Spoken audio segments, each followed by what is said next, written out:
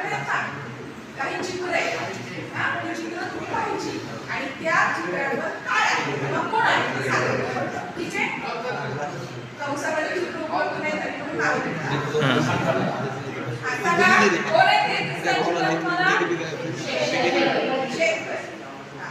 कुठे आहे बरोबर दिसतंय? हां बरोबर. बाईचा. तुला कोण दिसतं बाळा?